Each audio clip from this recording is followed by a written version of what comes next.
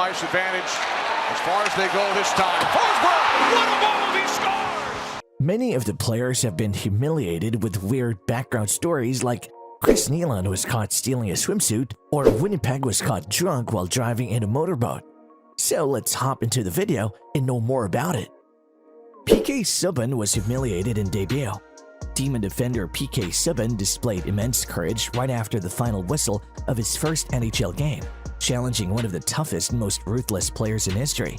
Or maybe it was a cause of naive stupidity as he ran into Philadelphia Flyers defender Chris Pronger during post-match practice, earned a 6'6" Hall of Famer, and declared, "I'm not afraid in your presence."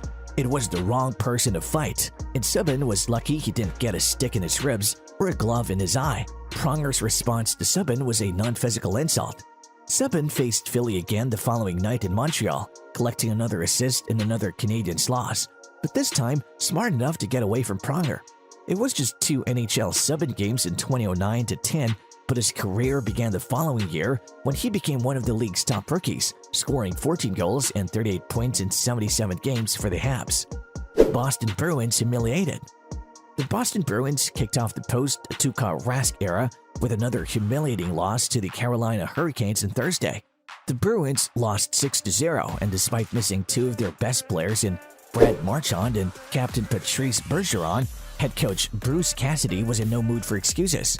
Speaking of Rask, what is his legacy in Boston Bruins history?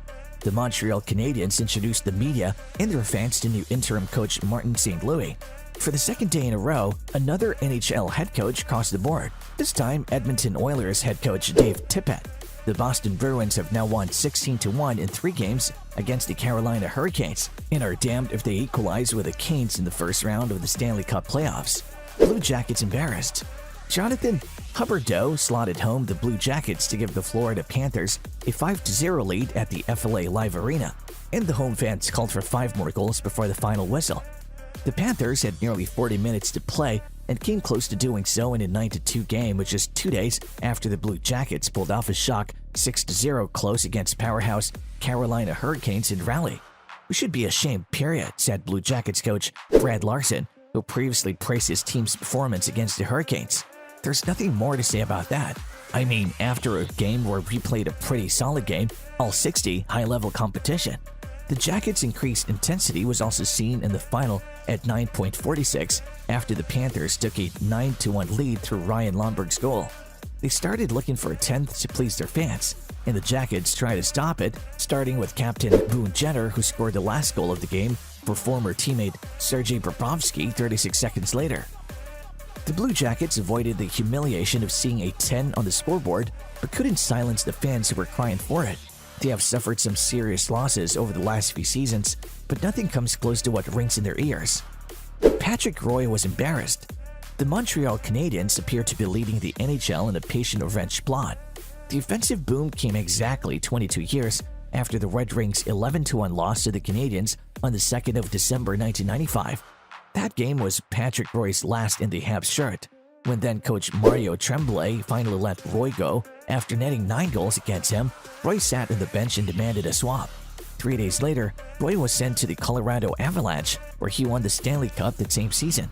An impressive 14 Canadian players put their names on their score sheet, and 7 of those players had a multi-point night. Paul Byron is the only Habs player to score more than once, scoring the first NHL hat-trick of his career. Montreal wasn't perfect, however, as Carey Price narrowly missed out. It was the 5th straight win in Montreal as the team continued to climb the ladder following Price's return on November 25th. What does this all mean for the Montreal franchise, who needed 6 games earlier this season to equal the 10 goals he scored in one night? Winnipeg got arrested. Defense attorneys for the Winnipeg Jets were arrested on August 31st for drunk driving on a motorboat in Lake Minnetonka, Minnesota, according to the Minneapolis Star-Tribune. The arrest itself wasn't even the most embarrassing part. It was the fact that his weight was reported at 286 pounds, which is 40 pounds more than his final season weight. Chris Nienhuis embarrassed. Retired NHL official Chris Nienhuis, who spent a 13-year career with the Canadiens, Rangers, and Bruins, was arrested on July 15, 2009 for shoplifting. Yes, Nienhuis, who has made millions from his hockey career, was arrested at a Boston mall for trying to steal a swimsuit. She reportedly entered the Lord and Taylor locker room with 3 pairs of swimming shorts, and when she came out of the dressing room, only 2 came back. The security guard followed Nienhuis out of the shop, and when they confronted him about the shorts, he attempted to hit one of the guards. After being arrested by security officers and later by the police, it was revealed that she was wearing a stolen Tommy Bahama swimsuit under the shorts she was in. Durbano got embarrassed. Durbano, then living on a welfare and a $3,000 a month hockey pension, became involved in an undercover operation after a blonde police officer responded to one of his advertisements for his accompaniment services. He met Durbano at the Tim Hortons donut shop, where he checked the prices of various actions and gave them code names. A few days later, he was accused of trying to find prostitutes and turn himself in. It's Kevin Stevens' return. Kevin Stevens, who was named to 3 All-Star teams during his career, was arrested on January 23, 2000, after he was found with a prostitute and cocaine in a motel room in Collinsville, Illinois, according to the New York Times. Stevens, then a Ranger, celebrated a 4-1 win over St. Louis that night by taking a prostitute and buying and using $500 worth of crack. At the time of this incident, he was already married with 2 children and a third was on his way. PK Subban again humiliated. The ECHL suspended Jacob Panetta on Sunday after Jordan Subban, brother of NHL star PK Subban, accused Jacksonville lawyers of making monkey moves on him. The league said the indefinite suspension was still awaiting trial under collective bargaining agreements with its players. Then Jacksonville announced that they had to decide to trim the Panetta. The incident involving Panetta and Jordan Subban, which came 23 seconds into extra time in Ice's 1-0 home win over South Carolina on Saturday, follows minor league pitcher Christoph Hrabek's 30-game suspension for racial slurs during an NHL game earlier this month. A video posted by PK Subban on Twitter showed Panetta posing as a monkey while Jordan Subban was led away by an officer.